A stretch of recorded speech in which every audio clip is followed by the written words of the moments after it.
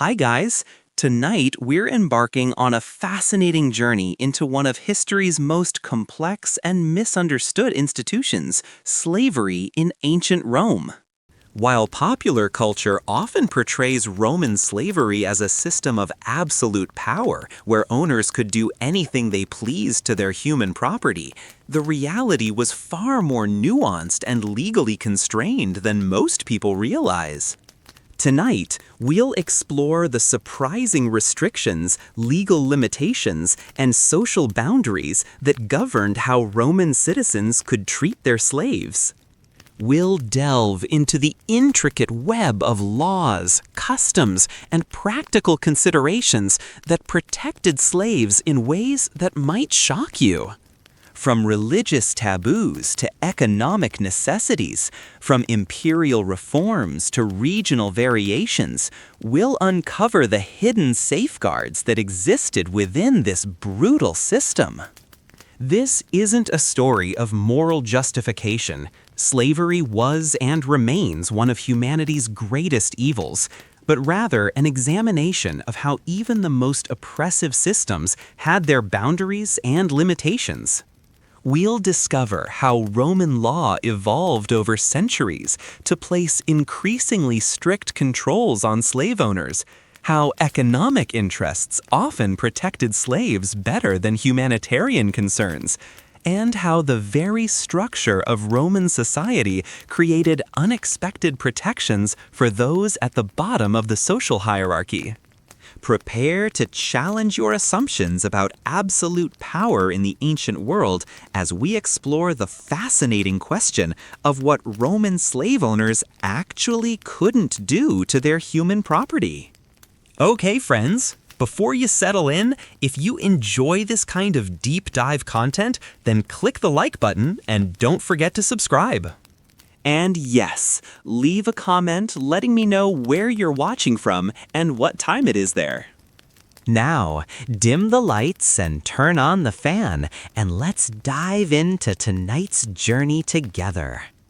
The Roman Empire, spanning over a millennium and encompassing much of the known world, built its prosperity on the backs of millions of enslaved people.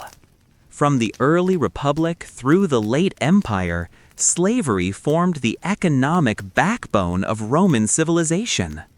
Archaeological evidence suggests that at the height of the empire, slaves comprised between 25 and 30% of the total population in Italy, with even higher concentrations in major urban centers like Rome, Alexandria, and Antioch. These weren't simply laborers in fields and mines, but included doctors, teachers, accountants, architects, entertainers, and skilled craftsmen whose expertise was essential to Roman society's functioning. Yet within this system of human bondage existed a complex network of restrictions, protections, and limitations that governed the relationship between master and slave. These weren't born from humanitarian concerns in the modern sense, but rather from practical necessity, religious obligation, and the peculiar logic of Roman law. The development of these restrictions tells a fascinating story of how legal systems evolve under pressure from economic reality, social change, and philosophical development. Roman legal scholars spent centuries refining the delicate balance between absolute ownership and practical governance, creating a sophisticated framework that would influence legal thinking for millennia to come. The sources of our knowledge about these limitations come from various places: legal codes like the Corpus Juris Civilis, philosophical treatises by authors like Seneca and Cicero, historical accounts by writers such as Tacitus and Suetonius, and thousands of legal inscriptions, contracts, and administrative documents preserved across the former empire. These sources reveal a picture far more complex than simple narratives of absolute power and helpless subjugation. They show us a system where even the most powerless members of society had certain protections, however limited, and where the most powerful were constrained by law, custom, and practical necessity. To understand what Roman owners couldn't do to their slaves, we must first grasp the fundamental paradox of Roman slavery.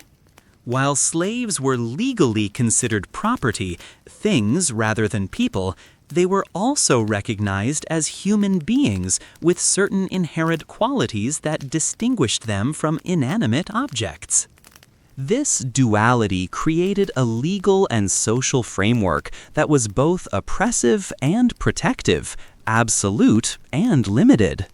Roman jurists spent centuries grappling with this contradiction, developing increasingly sophisticated legal doctrines that attempted to balance the property rights of owners with the human reality of their slaves. The Roman legal tradition divided property into several categories, but slaves occupied a unique position that defied simple classification. Unlike other forms of property, slaves could think, feel, learn, create, and act independently. They could form relationships, accumulate wealth, develop skills, and even achieve social recognition within their limited sphere. This reality forced Roman law to develop special categories and procedures that didn't apply to other forms of property. A Roman couldn't simply destroy a valuable slave the way he might destroy a worn-out tool, because the slave's human qualities made such destruction both economically wasteful and socially problematic.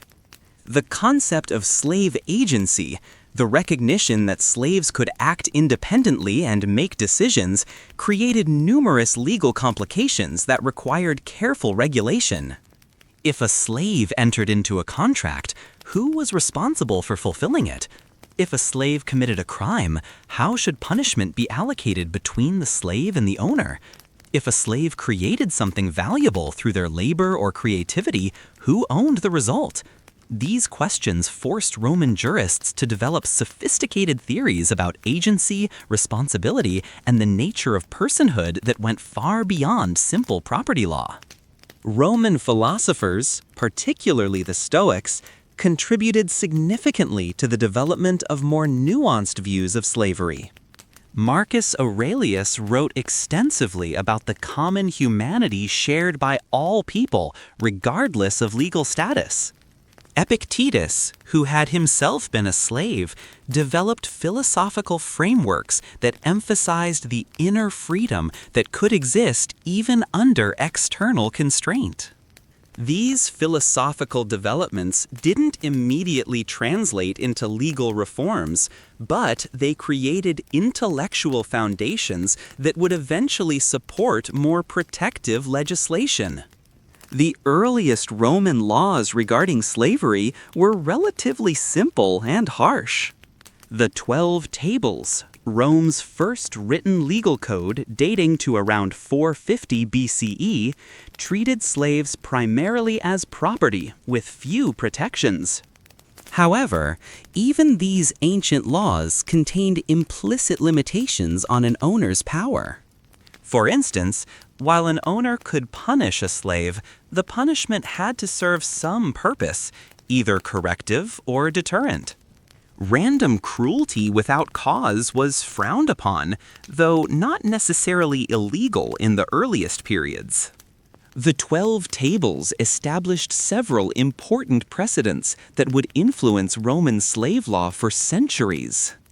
First, they recognized that slaves could be witnesses in certain legal proceedings, acknowledging their capacity for truthful testimony, even while denying them most other legal rights. Second, they established procedures for the recovery of runaway slaves that required legal process rather than simple recapture. Third, They included provisions for the punishment of free persons who aided runaway slaves, implicitly recognizing that slaves might have legitimate grievances that would motivate free citizens to help them. Archaeological evidence from early Roman sites suggests that even in the Archaic period, slave living conditions varied dramatically based on their roles and value to their owners. Skilled artisan slaves often had better housing, food, and working conditions than agricultural laborers. This practical differentiation would later be codified in law, but it began as simple economic calculation. Valuable slaves deserved protection of their investment value. The development of Roman contract law also created early limitations on slave treatment. When slaves were sold, buyers expected certain guarantees about the slave's health, skills, and behavior. Sellers who misrepresented their human merchandise could face legal action. This commercial framework created incentives for accurate assessment and documentation of slave conditions, which indirectly protected slaves from certain forms of abuse that would damage their market value. Early Roman religious law also imposed restrictions on slave treatment during certain festivals and sacred periods. The cult of Diana, for example, traditionally provided sanctuary for runaway slaves at certain temples. While owners retained the right to reclaim their property, they were required to respect the temporary sanctuary and often had to negotiate with temple officials. These religious protections were among the earliest formal limitations on absolute owner authority. As Rome expanded and its legal system became more sophisticated, the treatment of slaves became increasingly regulated. The influence of Stoic philosophy, which emphasized the common humanity of all people, began to permeate Roman legal thinking. Philosophers like Seneca argued that while slavery might be a legal reality, masters had moral obligations to treat their slaves with basic decency. This philosophical shift gradually translated into legal reforms that placed concrete restrictions on slave owners' actions. The expansion of Roman territory brought contact with different cultural traditions regarding slavery and human treatment. Greek philosophical schools had developed sophisticated theories about natural law and human dignity that influenced Roman intellectuals. Egyptian administrative traditions included detailed regulations for the treatment of various classes of workers, including slaves. Celtic and Germanic tribal customs often included concepts of reciprocal obligation between leaders and followers that Romans found useful for managing diverse populations. The practical challenges of governing a vast empire with diverse populations forced Roman administrators to develop more nuanced approaches to slave management. In Egypt, Roman officials discovered that the existing administrative systems included detailed regulations for slave treatment that had evolved over millennia. These regulations covered everything from minimum food rations to maximum working hours, and Roman administrators found that maintaining these traditional protections was essential for social stability. In Gaul, Roman commanders discovered that Celtic tribal customs included strong taboos against certain forms of treatment of captives and servants. Violating these taboos could lead to rebellion and resistance that was far more costly than respecting traditional limitations. Practical experience taught Roman administrators that cultural sensitivity in slave management was often more effective than harsh enforcement of absolute authority. The development of Roman mining operations in Spain, Gaul, and Britain created new challenges for slave management that required innovative legal solutions. Mining was dangerous work that required skilled labor and careful coordination. Harsh treatment that led to high mortality rates or frequent rebellion was economically counterproductive. Roman mining laws gradually developed sophisticated regulations for slave safety, medical care, and working conditions that were based primarily on economic efficiency rather than humanitarian concern. One of the most significant limitations on Roman slave owners was the prohibition against arbitrary execution. While owners could legally put their slaves to death in the early Republic, this right became increasingly restricted over time. By the imperial period, owners who killed their slaves without just cause could face serious legal consequences. The Emperor Hadrian, in particular, issued edicts that severely limited an owner's right to execute slaves. Owners were required to obtain permission from a magistrate before executing a slave, and the killing had to be justified by serious crimes such as theft, assault, or repeated attempts to escape. The process of obtaining permission for slave execution became increasingly bureaucratic and difficult during the imperial period. Owners were required to present evidence of the slave's crimes to magistrates who had the authority to investigate the claims. These investigations often included testimony from other slaves, free witnesses, and examination of physical evidence. The magistrates had discretionary authority to reject requests for execution if they found the evidence insufficient or the proposed punishment excessive.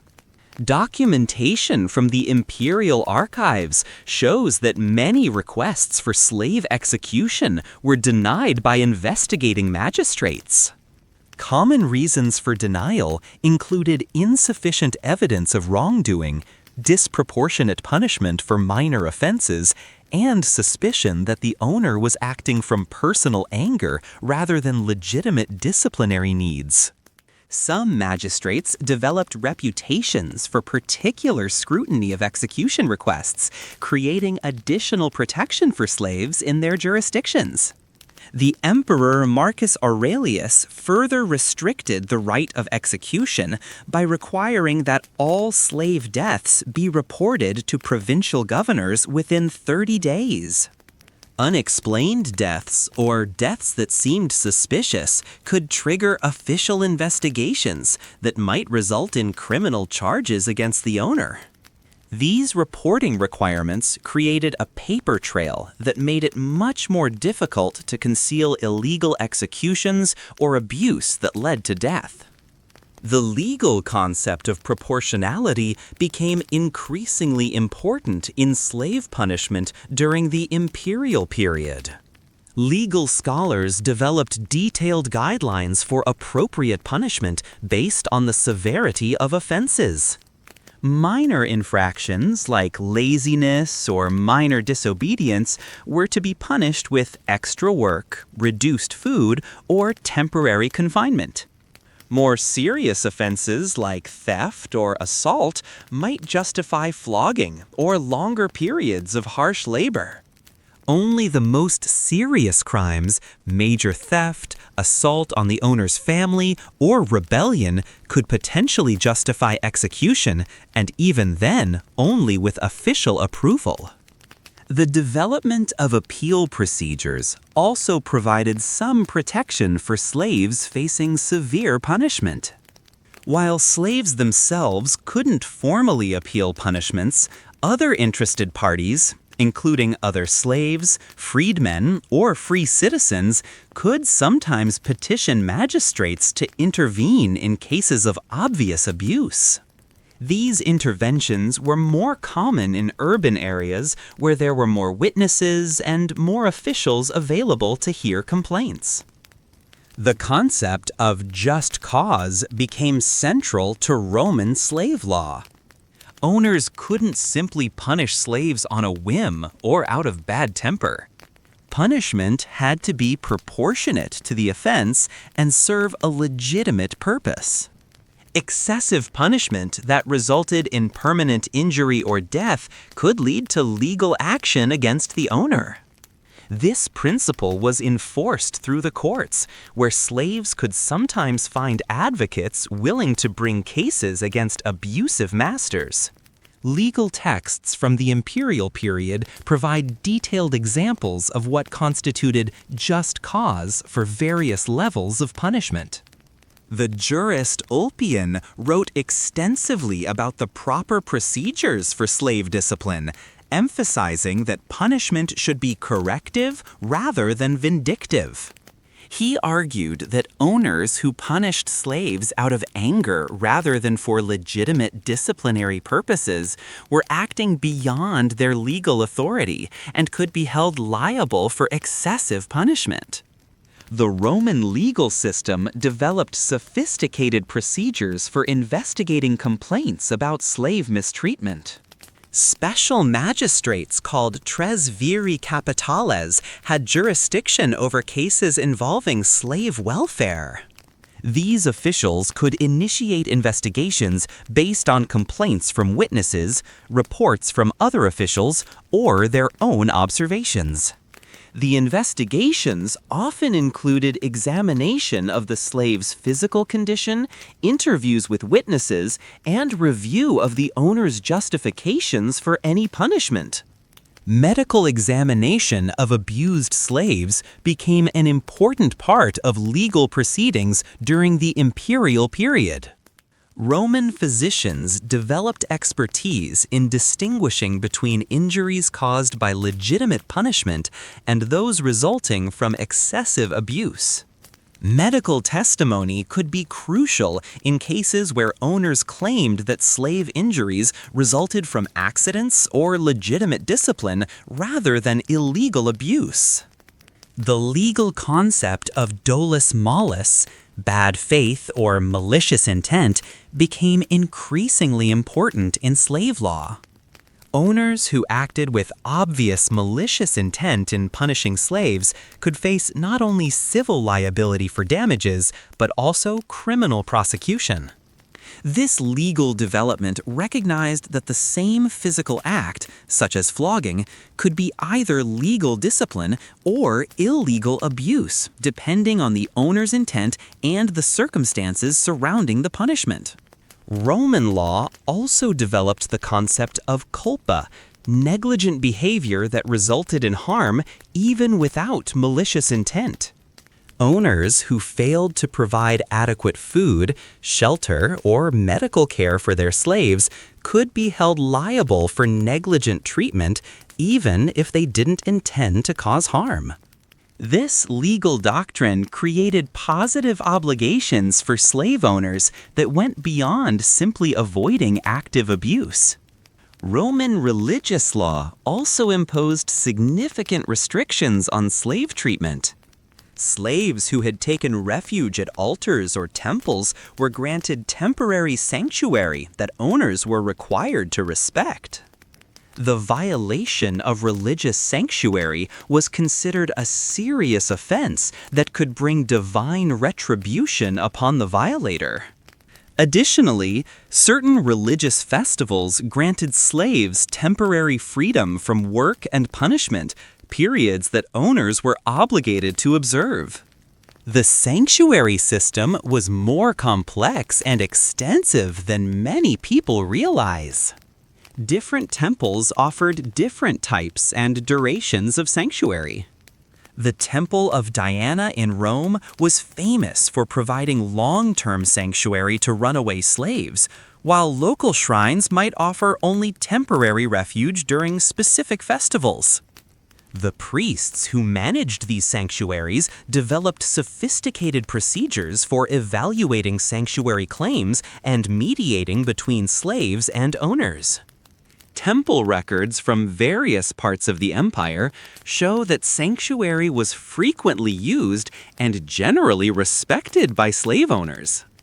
Violations of sanctuary could result in religious penalties, including exclusion from important ceremonies, social ostracism, and, in some cases, prosecution under civil law for disturbing religious proceedings.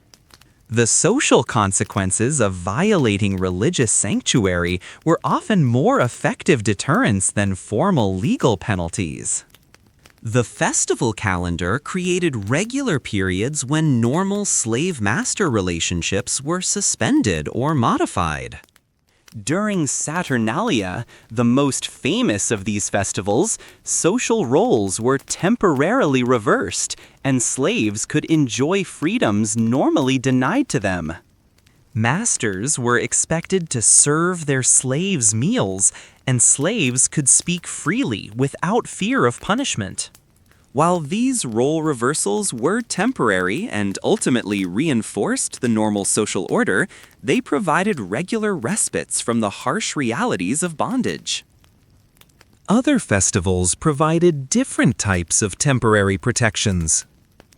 During the Compitalia, slaves who worked in agriculture were traditionally given time off and allowed to participate in community celebrations.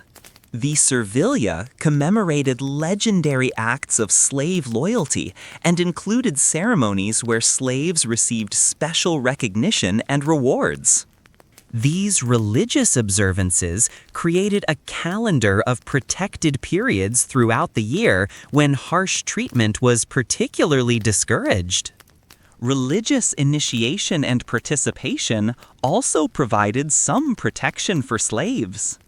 Slaves who were initiated into mystery religions like those of Mithras or Isis often gained access to religious communities that provided support and advocacy.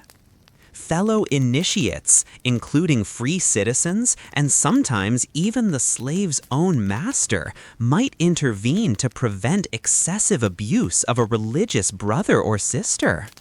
These religious bonds could transcend social boundaries and provide practical protection. The economic value of slaves created another powerful limitation on owner behavior.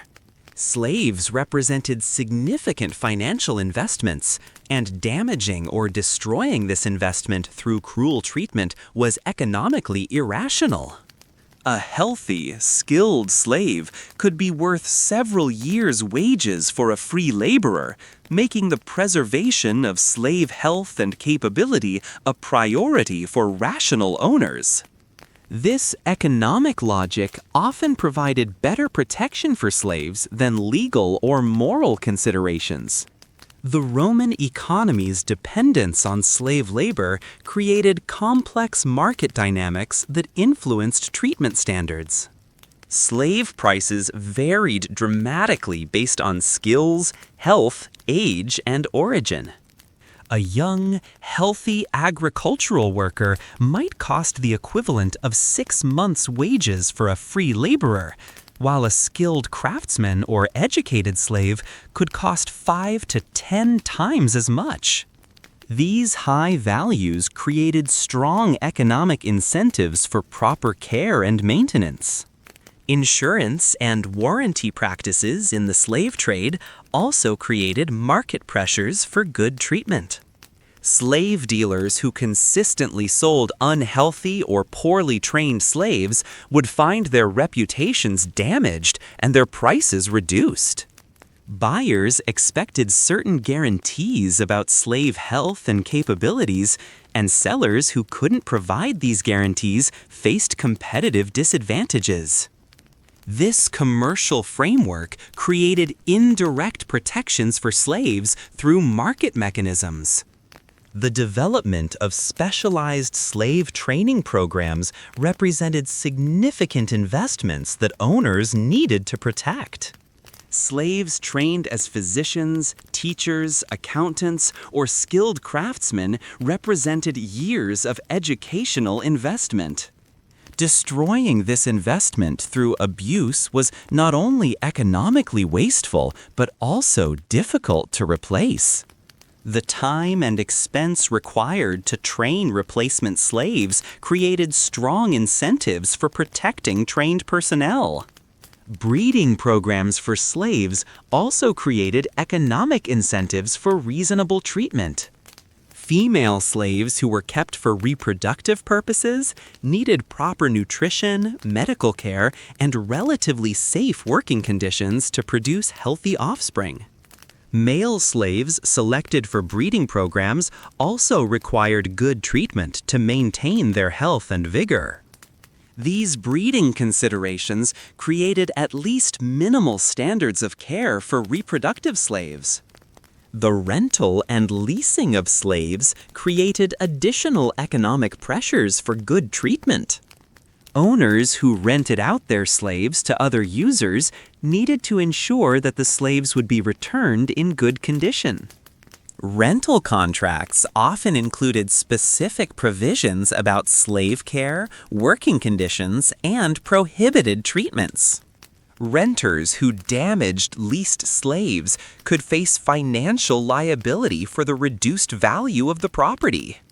Training and education of slaves also created limitations on how they could be treated.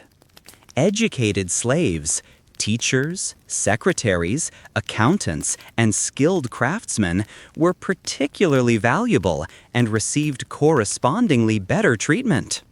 These slaves often enjoyed considerable autonomy in their work and living conditions. Some educated slaves accumulated significant wealth and property of their own, though technically owned by their masters. The investment in slave education and training created incentives for owners to protect and nurture their human property rather than abuse it. The Roman educational system created a complex hierarchy among educated slaves that influenced their treatment and protection. At the top were highly educated slaves who served as tutors to wealthy families, private secretaries to important officials, or skilled professionals in various fields. These slaves often lived in comfortable quarters, received excellent food and clothing, and enjoyed considerable respect from both their owners and the broader community. Library slaves represented another category of highly valued, educated personnel. Major Roman libraries employed slaves as copyists, catalogers, researchers, and administrators. These positions required extensive literacy, knowledge of multiple languages, and familiarity with complex filing and organization systems. The specialized knowledge possessed by library slaves made them nearly irreplaceable, providing significant job security and protection from arbitrary punishment. Medical slaves formed yet another category of highly protected, educated personnel. Roman medicine relied heavily on slave physicians, surgeons, and specialists who had received extensive training in medical theory and practice.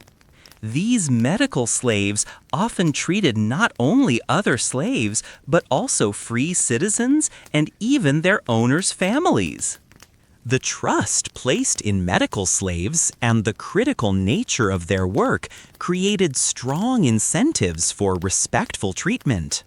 The development of Roman schools created demand for educated slave teachers who could provide instruction in reading, writing, mathematics, rhetoric, and other subjects. These pedagogical slaves often formed close relationships with their students and enjoyed considerable autonomy in developing curriculum and teaching methods. The educational process itself created bonds of respect and affection that provided practical protection against harsh treatment. Artistic and entertainment slaves also enjoyed special status and protection based on their talents and training. Slave musicians, actors, dancers, and artists who could provide high-quality entertainment were valuable commodities that required careful cultivation.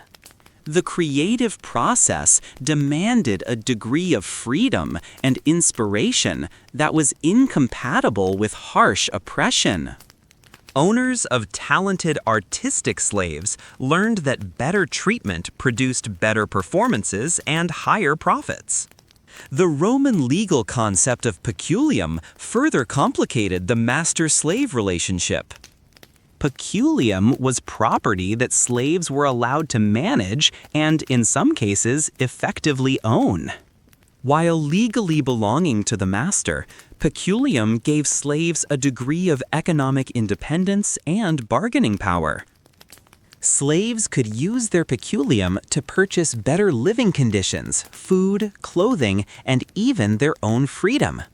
This system created a complex web of economic relationships that limited how harshly owners could treat slaves who had accumulated substantial peculium. The peculium system varied significantly in its application and scope.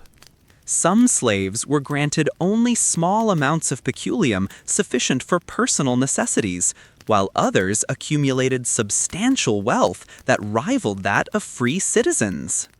The most successful slave businessmen might own property, operate commercial enterprises, and even own slaves of their own.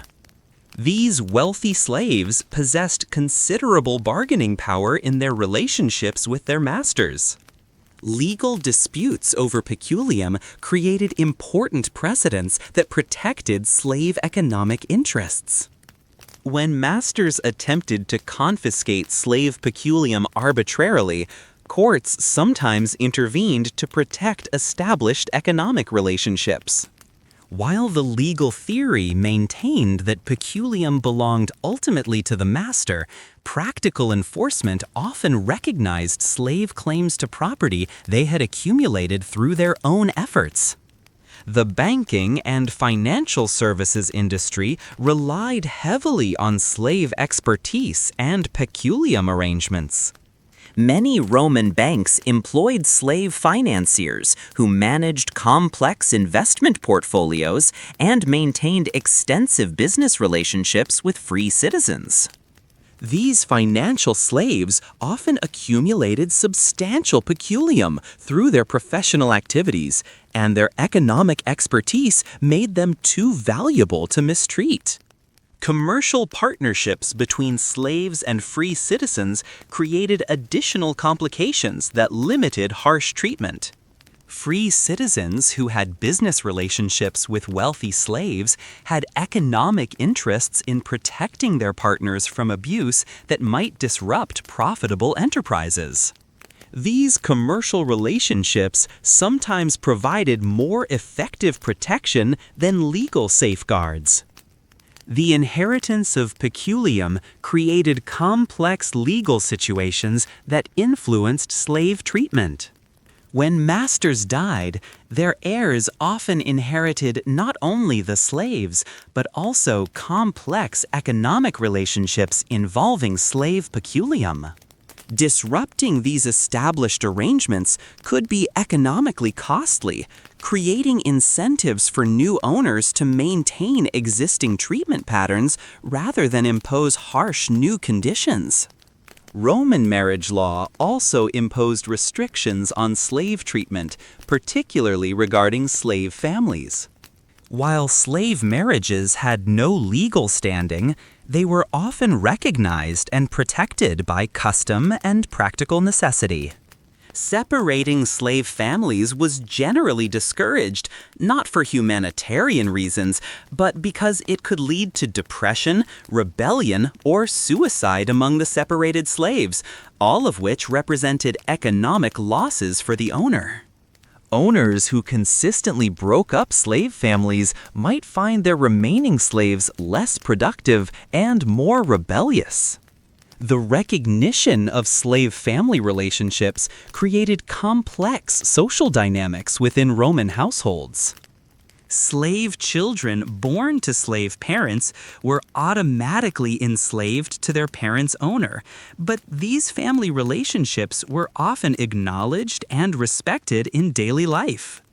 Enslaved parents in ancient Rome were often allowed to keep personal connections with their children and take part in their daily lives, even though they did not have any official or legal rights over them. Documentation from Roman households shows that slave family structures often remained stable for generations. Multi-generational slave families working for the same owners developed deep roots and complex relationships that owners found valuable to maintain. These established family networks provided stability and continuity that benefited the household's overall functioning.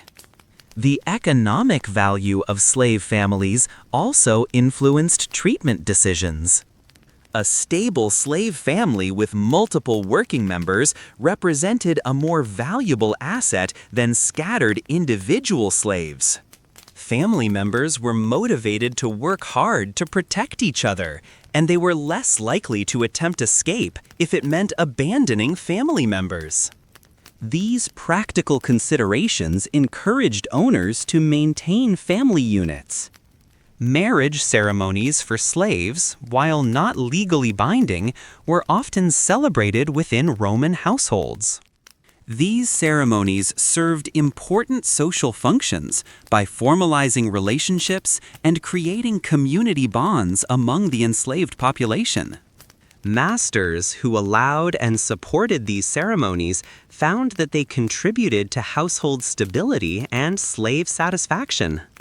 The care of slave children created additional considerations that influenced family treatment.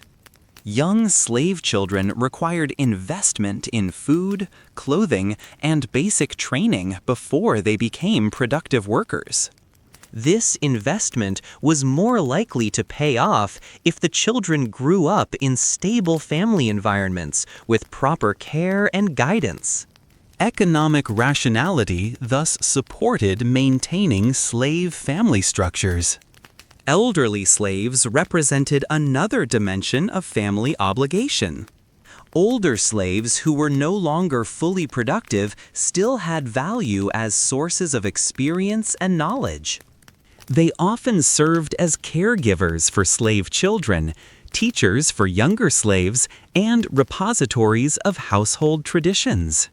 Maintaining elderly slaves within family structures was often more economically efficient than trying to dispose of them individually.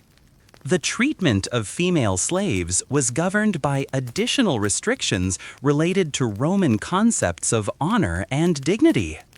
While female slaves could be subjected to sexual exploitation, there were limits based on age, pregnancy status, and social position.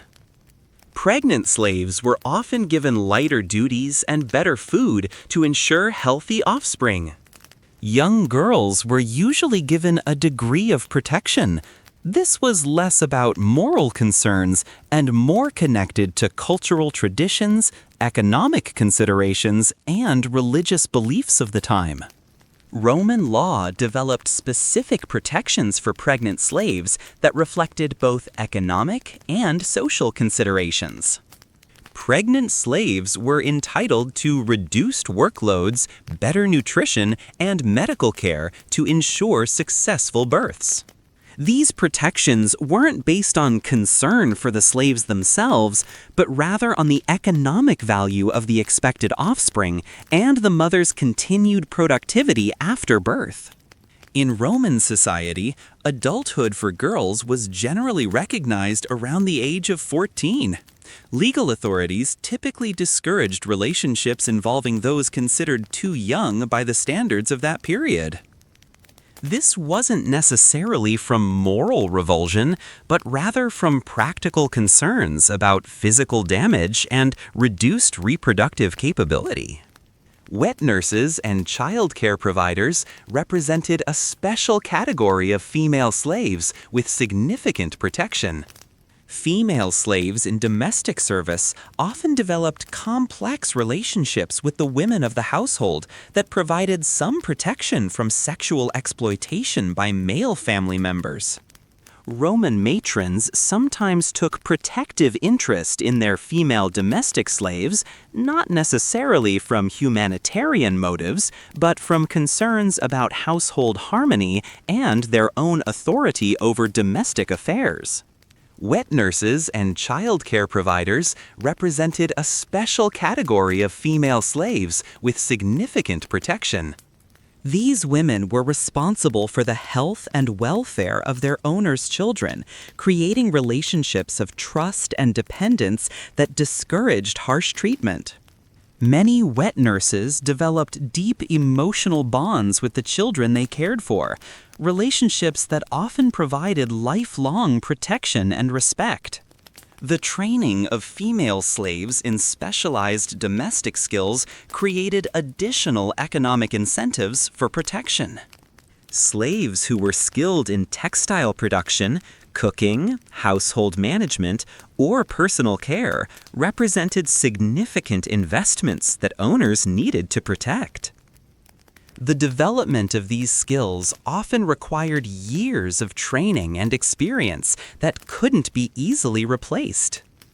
Religious considerations also influenced the treatment of female slaves. Certain religious roles and ceremonies were reserved for women, and female slaves who participated in religious activities often gained some protection through their sacred functions. Slave priestesses in household cults, for example, enjoyed special status and protection based on their religious importance.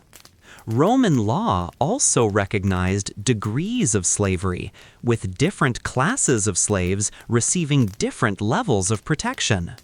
Urban domestic slaves generally received better treatment than rural agricultural slaves, who in turn were better protected than slaves working in mines or other dangerous occupations. Household slaves, particularly those in wealthy families, often developed close relationships with their owners and enjoyed considerable privileges and protection. The institution of manumission, the freeing of slaves, created another set of limitations on owner behavior. Roman society expected owners to reward loyal and capable slaves with eventual freedom.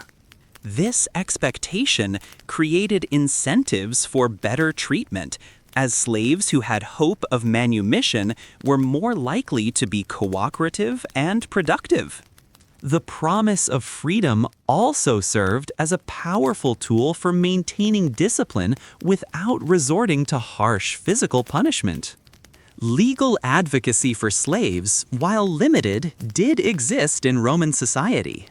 Certain magistrates had the authority to investigate complaints of slave mistreatment. While slaves themselves couldn't bring legal action, free citizens could sometimes intervene on their behalf. This system wasn't designed to protect slaves as such, but rather to prevent owners from exceeding the bounds of reasonable behavior and potentially destabilizing the social order. Imperial intervention in slave affairs became increasingly common during the later periods of Roman history. Emperors like Augustus, Claudius, and Antoninus Pius issued numerous edicts regulating slave treatment. These imperial pronouncements had the force of law throughout the empire and significantly limited owner prerogatives. For example, Claudius ruled that owners who abandoned sick slaves could not reclaim them if they recovered, effectively freeing such slaves. The influence of Christianity in the later empire introduced new moral and legal constraints on slave treatment. While Christianity didn't immediately abolish slavery, Christian emperors and lawmakers increasingly emphasized the spiritual equality of all people, including slaves. This led to laws protecting slave marriages, limiting punishment during religious holidays, and encouraging manumission as a pious act. Regional variations in slave treatment reflected local customs and laws that sometimes provided additional protections beyond Roman civil law. In Egypt, for example, traditional Egyptian concepts of justice influenced how Roman slave law was interpreted and enforced. Greek intellectual traditions in the eastern provinces often led to better treatment of educated slaves. These regional differences created a patchwork of protections that varied significantly across the empire. The practical enforcement of slave protection laws varied considerably depending on location, time period, and the social standing of the parties involved. In major cities with active magistrates and legal advocates, slaves had better chances of receiving protection from abuse. In remote rural areas, enforcement was often lax or non-existent. The wealth and social position of slave owners also influenced how rigorously laws were enforced against them. Economic guilds and professional associations sometimes provided additional protections for skilled slaves working in various trades. These organizations had interests in maintaining standards of workmanship and training that could be undermined by harsh treatment of slave workers. Guild regulations often specified minimum standards for housing, feeding, and training slave workers, creating another layer of protection beyond general Roman law. The military use of slaves was heavily regulated by both law and custom. While slaves could serve in auxiliary roles and even as soldiers in emergency situations, their treatment in military contexts was governed by strict regulations. Military discipline, while harsh, followed established procedures that prevented arbitrary punishment. Slave soldiers who distinguished themselves in battle could expect rewards and potentially freedom, creating incentives for good treatment. Medical treatment of slaves was another area where owner obligations created limitations on behavior. Owners were expected to provide basic medical care for their slaves, not necessarily from humanitarian motives, but to protect their investment. Allowing slaves to die from treatable illnesses or injuries was considered wasteful and potentially negligent. Some wealthy households employed slave physicians specifically to care for other slaves. The education and intellectual development of slaves created complex dynamics that limited harsh treatment. Educated slaves often possessed knowledge and skills that their owners lacked, creating relationships of mutual dependence. Greek slave tutors, for example, were often treated with considerable respect by Roman families who valued education. These intellectual relationships transcended the simple master-slave dynamic and provided protection through their very nature. Roman concepts of honor and social standing also imposed limitations on slave treatment. Owners who were known for excessive cruelty to their slaves could suffer social consequences among their peers. Well, this wasn't a legal limitation. Social pressure in Roman society was a powerful force that could influence behavior. Reputation for fairness in slave treatment was often considered a mark of good character and proper Roman values.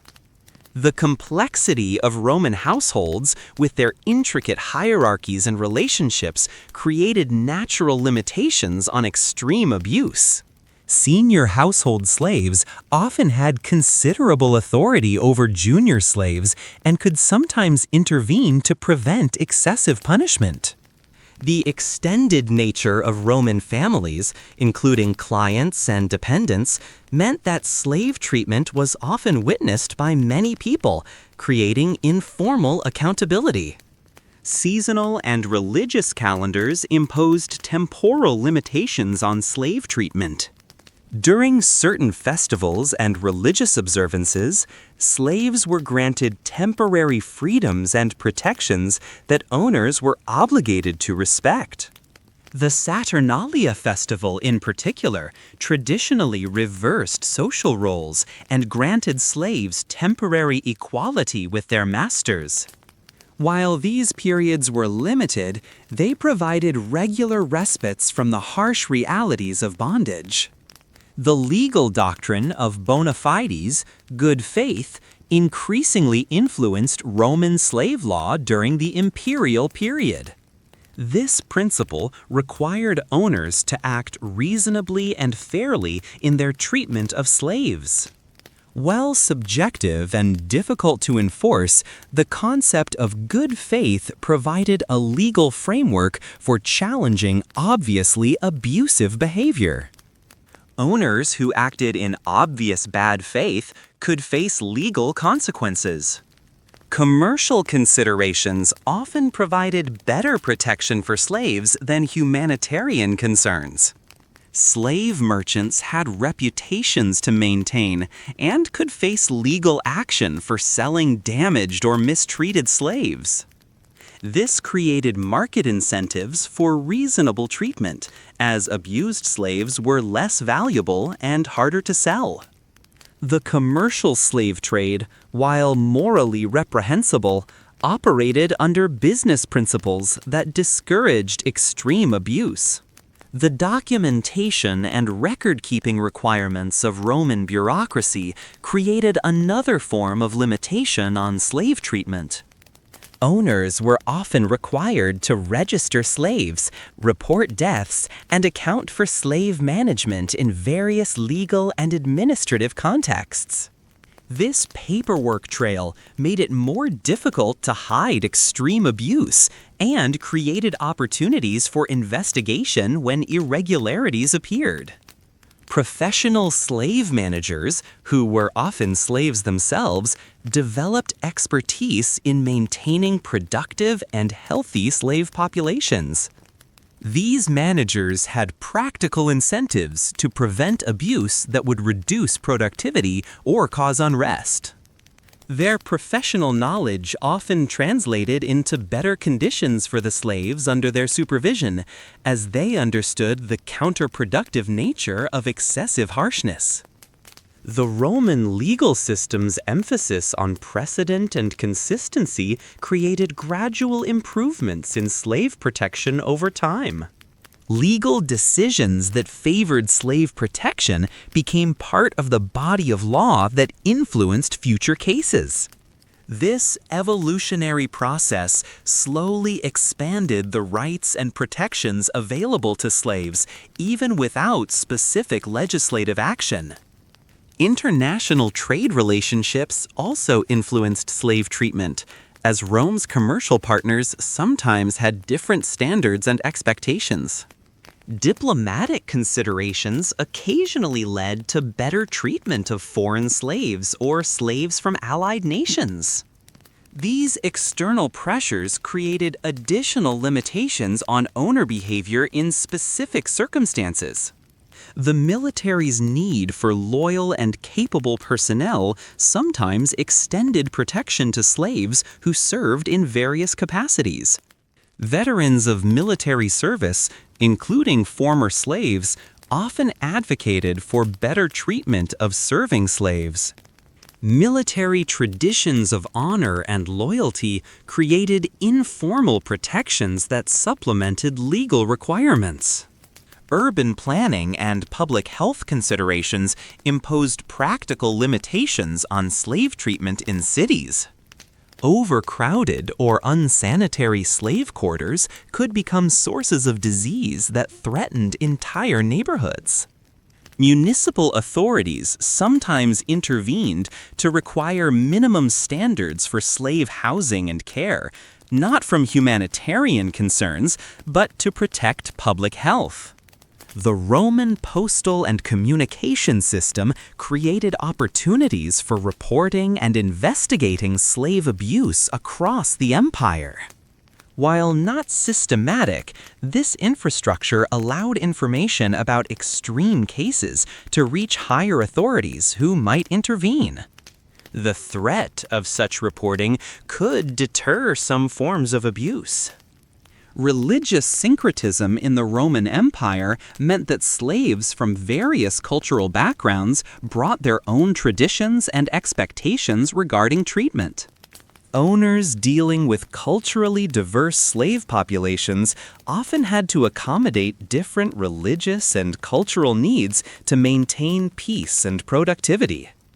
These accommodations created informal protections based on cultural respect rather than legal requirement. The complexity of Roman inheritance law created situations where slave treatment could be scrutinized by potential heirs and legal authorities. Estates that included large numbers of slaves required careful management to maintain their value. Heirs had incentives to ensure that slaves were properly maintained, and legal disputes could bring abusive treatment to light during probate proceedings. Philosophical schools and intellectual movements throughout Roman history influenced attitudes toward slave treatment. Stoicism, Epicureanism, and later Christian philosophy all contributed to evolving ideas about proper treatment of slaves. While these philosophical influences didn't immediately change laws, they gradually shifted social attitudes and expectations. The Roman concept of pietas, duty and respect for proper relationships, extended to the master-slave relationship in complex ways. While primarily emphasizing the slave's duty to the master, pietas also implied reciprocal obligations from master to slave. This religious and moral concept created informal but powerful expectations about proper behavior. Economic specialization in the Roman Empire meant that many slaves possessed unique and valuable skills. Destroying or damaging these specialists through abuse would be economically devastating for owners and potentially harmful to entire communities. This economic logic created strong incentives for protecting skilled slaves from harm. Legal procedures for manumission created expectations and protections for slaves who were promised freedom.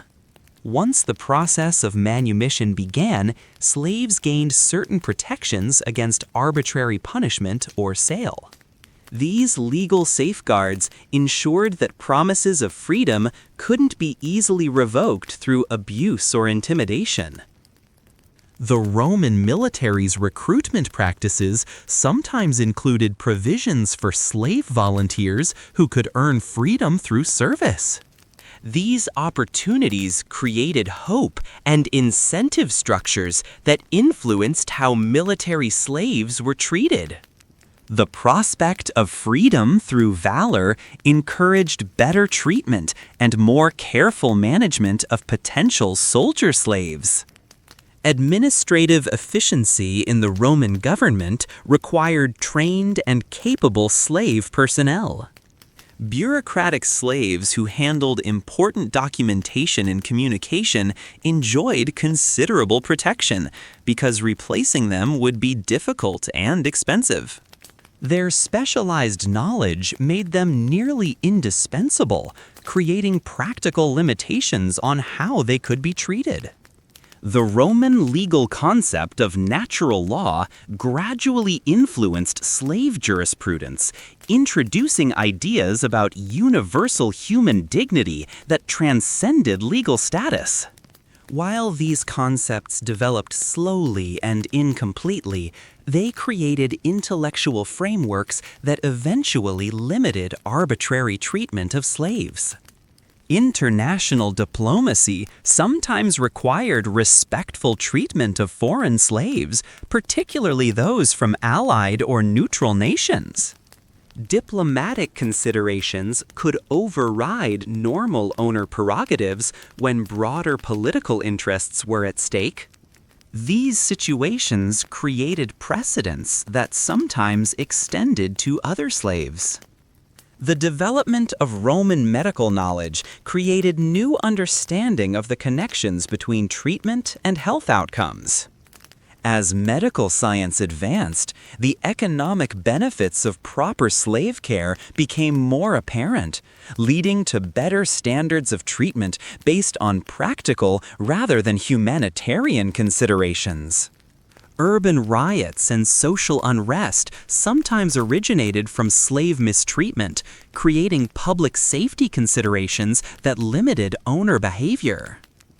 Authorities learned that excessive abuse could lead to broader social problems, encouraging intervention in extreme cases to maintain public order.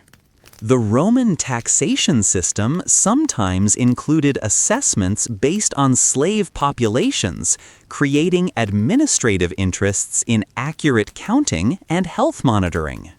These bureaucratic requirements made it more difficult to hide extreme abuse or unexplained slave deaths. Professional associations of slave owners, particularly in agriculture and manufacturing, sometimes developed best practices and informal standards for slave treatment. These industry standards, while not legally binding, created peer pressure for reasonable treatment and shared knowledge about effective management techniques. The Roman educational system's dependence on slave teachers and tutors created special protections for these valuable individuals. Educational slaves often enjoyed considerable autonomy and respect, with their intellectual contributions valued by Roman society. This created a class of slaves with significant protection from arbitrary punishment. Legal advocacy by former slaves who had achieved freedom and success created a constituency that sometimes intervened on behalf of current slaves. These freedmen understood the slave experience intimately and occasionally used their influence to improve conditions for others still in bondage. The Roman concept of clemency as a virtue encouraged restraint in punishment and treatment of subordinates, including slaves. While not a legal requirement, clemency was considered a mark of good character and proper leadership, creating social pressure for moderate behavior. Economic partnerships between slaves and free citizens in various business ventures created complex relationships that transcended simple ownership. These commercial relationships often required treating slave partners with considerable respect and autonomy, providing practical protections through economic necessity. The Roman military's use of slave intelligence networks required maintaining the loyalty and cooperation of slave informants. These relationships created protections for valuable intelligence assets and established precedents for treating some slaves as valuable allies rather than mere property. Religious festivals and ceremonies sometimes granted slaves temporary elevated status or special protections that owners were obligated to respect. These religious observances created regular interruptions to normal power relationships and provided periodic relief from the harshest aspects of bondage. The Roman legal system's emphasis on written documentation created paper trails that could be examined in cases of suspected abuse. Legal documents, wills, and administrative records sometimes provided evidence of slave mistreatment that could be used in legal proceedings.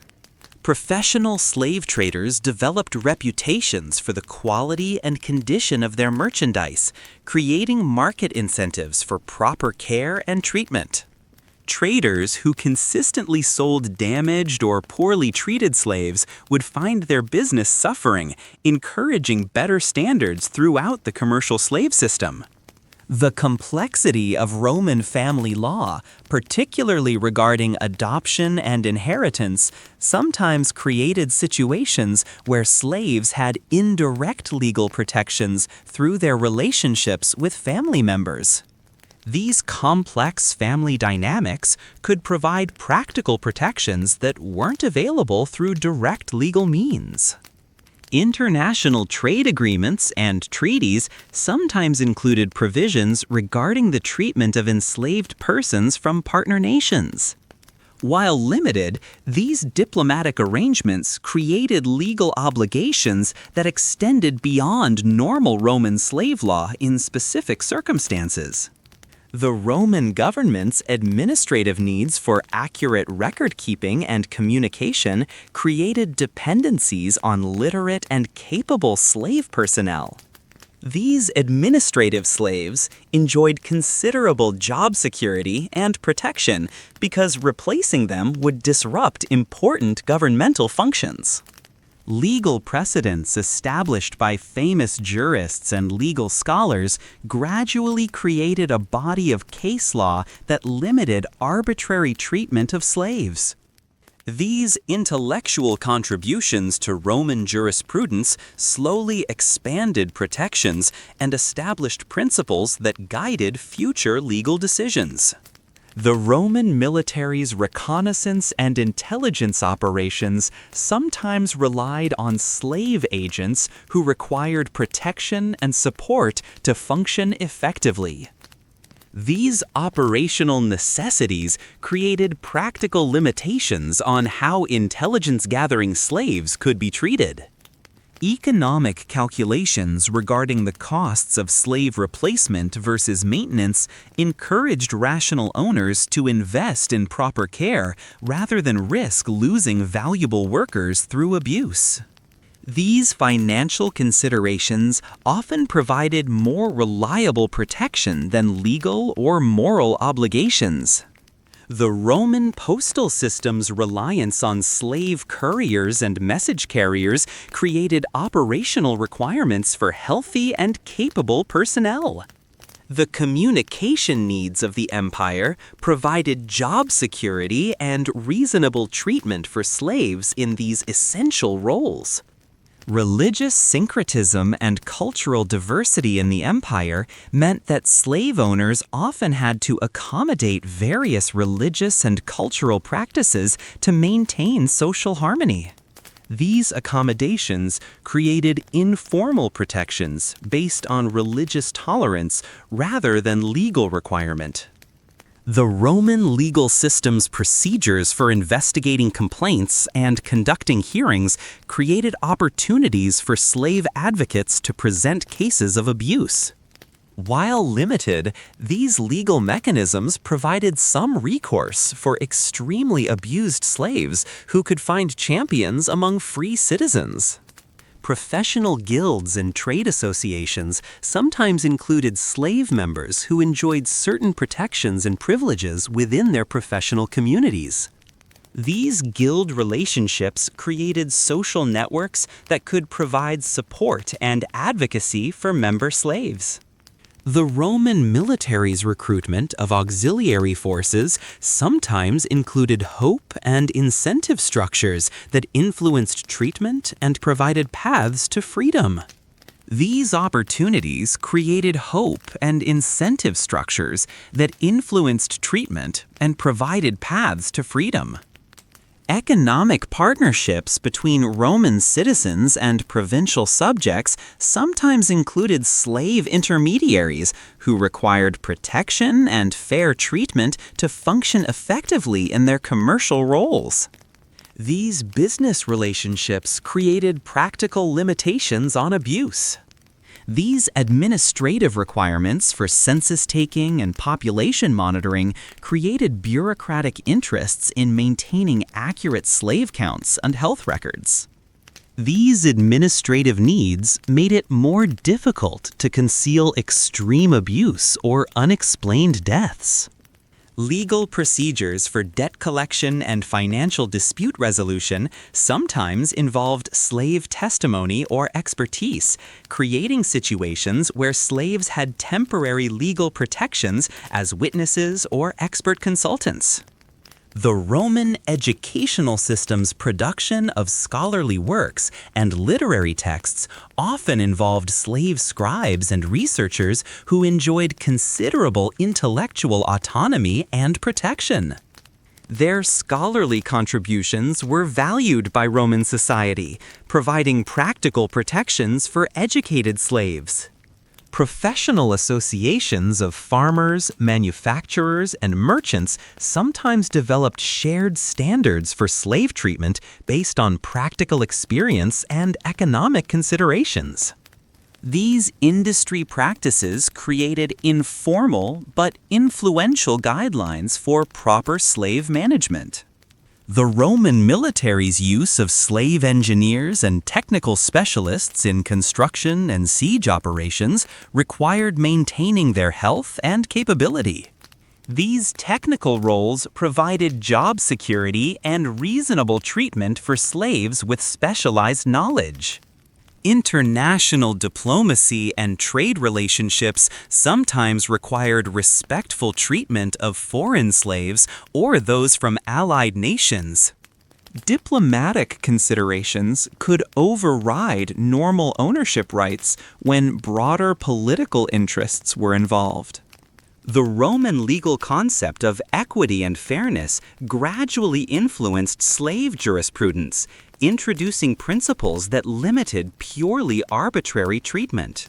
While developing slowly, these legal concepts eventually created frameworks for challenging obvious abuse. Economic specialization and the division of labor in Roman society meant that many slaves possessed irreplaceable skills and knowledge.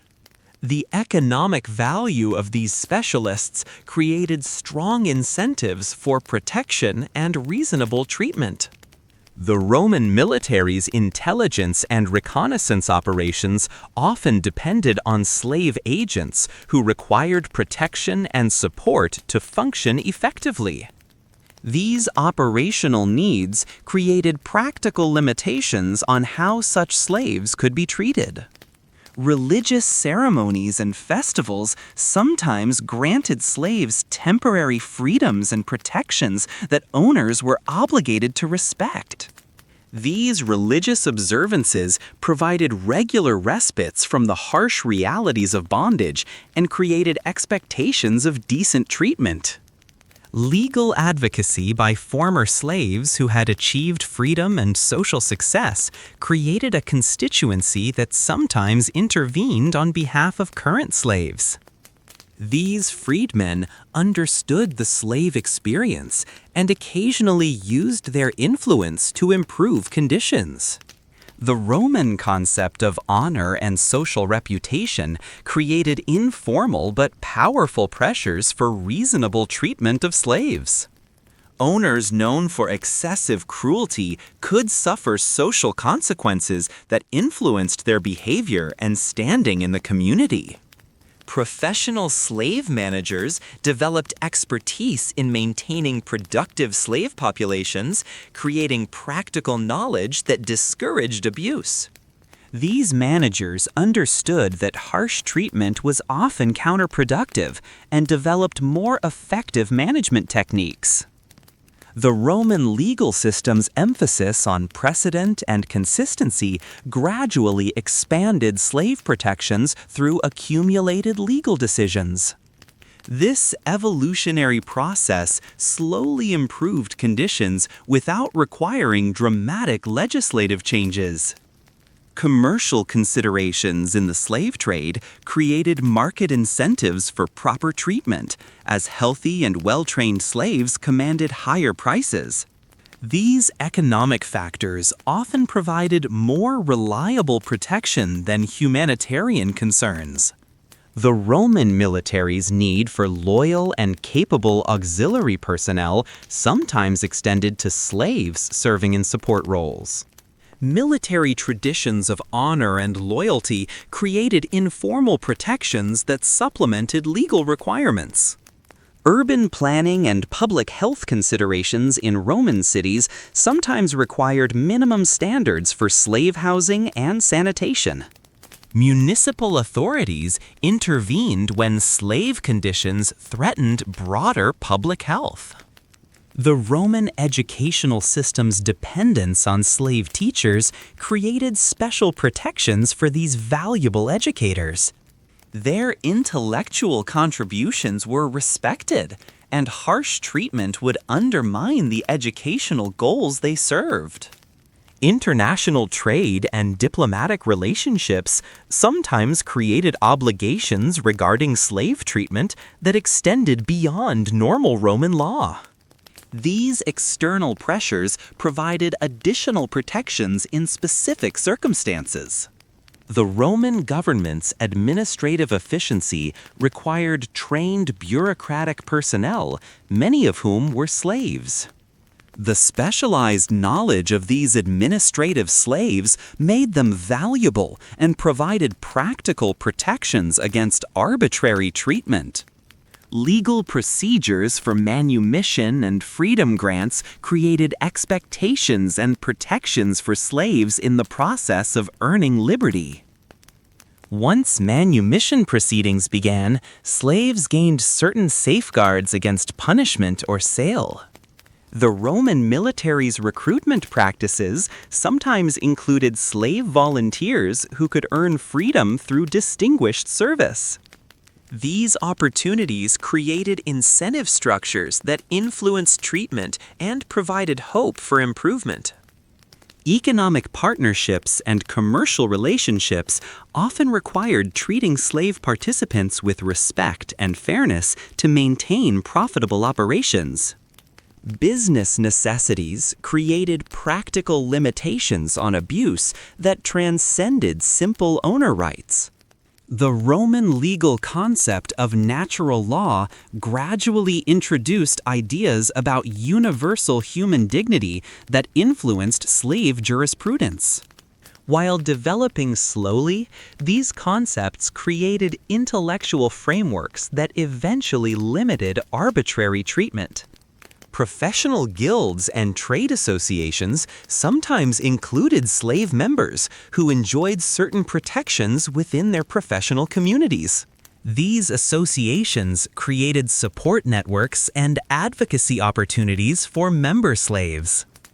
The Roman postal and communication system's reliance on slave personnel required maintaining their health and capability. The empire's communication needs provided job security and reasonable conditions for slaves in essential roles. Religious syncretism and cultural diversity required accommodation of various practices and beliefs among slave populations. These religious considerations created informal protections based on cultural tolerance and social harmony. The Roman military's intelligence operations often depended on slave networks that required careful management and protection. Operational necessities created limitations on how intelligent slaves could be treated. Legal precedents established by distinguished jurists gradually created protections through accumulated case law. These scholarly contributions to Roman jurisprudence slowly expanded rights and established guiding principles. Economic calculations regarding replacement costs versus maintenance encouraged rational investment in proper slave care. Financial considerations often provided more consistent protection than moral or legal obligations. The Roman government's census and administrative requirements created bureaucratic interests in accurate slave documentation and health monitoring. These procedures made it more difficult to conceal extreme abuse. Professional networks and social relationships within Roman society sometimes provided informal advocacy for well-connected slaves. These personal relationships could offer protection that transcended formal legal structures. The Roman military's use of technical specialists and skilled personnel created operational requirements for proper treatment. The empire's military effectiveness often depended on maintaining capable slave specialists.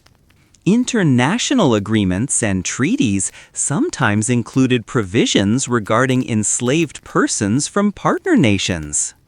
These diplomatic arrangements created legal obligations that extended beyond standard Roman slave law. The Roman educational system's scholarly output often involved slave intellectuals who enjoyed considerable autonomy and respect.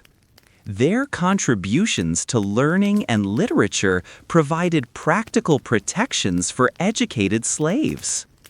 Economic specialization and trade relationships created dependencies that required fair treatment of slave participants.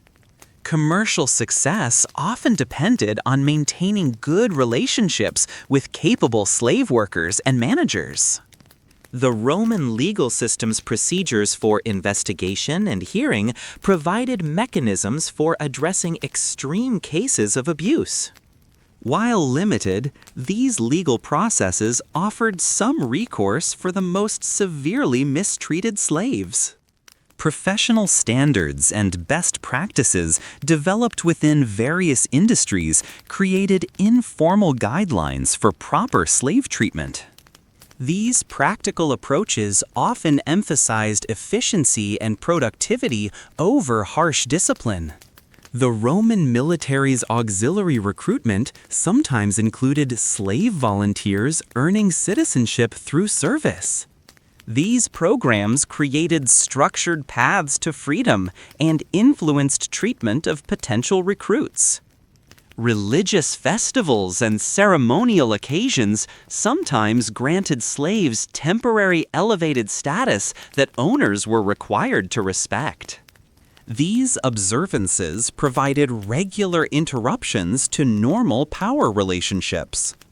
The Roman concept of clemency and mercy as leadership virtues encouraged restraint in punishment and treatment. While not legally binding, these ideals created social expectations for moderate behavior. Legal documentation requirements created paper trails that could be examined in cases of suspected mistreatment. Administrative records sometimes provided evidence useful in legal proceedings against abusive owners. Commercial reputation and business relationships created market incentives for reasonable slave treatment. Traders and owners with reputations for abuse found their business prospects diminished. The Roman family law's complexity sometimes created indirect protections for slaves through their relationships with family members. These intricate legal relationships could provide practical safeguards. International trade and diplomatic considerations sometimes required respectful treatment of foreign slaves. Political relationships could override normal ownership prerogatives when broader interests were at stake. The Roman government's operational needs for capable administrative personnel created job security for skilled slave bureaucrats. Their specialized knowledge made them valuable and provided protection against arbitrary treatment. In conclusion, while Roman slavery remained a brutal and dehumanizing institution throughout its existence, the reality of what owners could and couldn't do to their slaves was far more complex than popular imagination suggests. The web of legal restrictions, economic incentives, religious obligations, social expectations, and practical necessities created a system of limitations that evolved and expanded over the centuries. These protections weren't born from humanitarian ideals in the modern sense, but rather from the practical requirements of maintaining a complex society dependent on enslaved labor. The legal evolution from the harsh simplicities of the 12 Tables to the sophisticated jurisprudence of the imperial period demonstrates how even oppressive systems can be constrained by their own internal logic and requirements. Economic rationality often provided better protection than moral arguments, as owners learned that investment in slave welfare typically produced better returns than harsh exploitation. Religious traditions, philosophical developments, and social customs all contributed to an increasingly complex framework that limited arbitrary cruelty while maintaining the fundamental injustice of human bondage. The regional variations across the vast Roman Empire meant that slave experiences differed dramatically depending on location, time period, and the specific economic and social conditions of their circumstances. Urban domestic slaves in wealthy households might live lives of relative comfort and security, while rural agricultural workers or miners faced conditions of desperate brutality despite legal protections that existed on paper but weren't enforced in practice. Perhaps most significantly, the Roman experience demonstrates how systems of oppression contain within themselves the seeds of their own transformation. The legal principles developed to manage slavery eventually contributed to concepts of universal human rights that helped justify slavery's abolition. The economic logic that protected valuable slaves as investments eventually led to recognition that free wage labor could be more efficient than enslaved labor. The legacy of Roman slave law influenced legal systems throughout Europe and beyond, contributing to both the justification and eventual abolition of slavery in later periods. The intellectual framework developed by Roman jurists provided tools that were eventually turned against the institution they had originally served to regulate rather than eliminate. Understanding these historical limitations on absolute power reminds us that even in the darkest periods of human history, complete arbitrary authority was rare and difficult to maintain. The constraints that Roman society placed on slave owners, whether legal, economic, religious, or social, demonstrate the power of institutional frameworks to limit abuse even within fundamentally unjust systems. As we reflect on these historical realities, we're reminded that progress in human rights and dignity has often come through the gradual expansion and application of existing principles rather than sudden revolutionary change. The Roman experience shows how legal protections, economic incentives, and social expectations can slowly transform even the most oppressive institutions from within. Tonight's journey through the complex world of Roman slavery reveals that historical truth is often more nuanced than simple narratives suggest.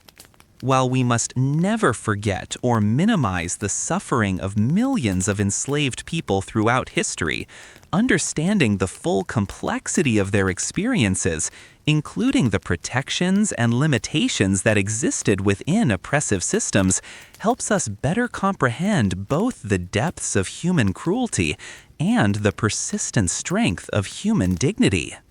In recognizing what Roman owners couldn't do to their slaves, we gain insight into the enduring power of law, custom, and human conscience to create boundaries even in the most unequal relationships. With these thoughts to contemplate the intricate tapestry of human history and the long struggle for justice and dignity that continues to this day, good night.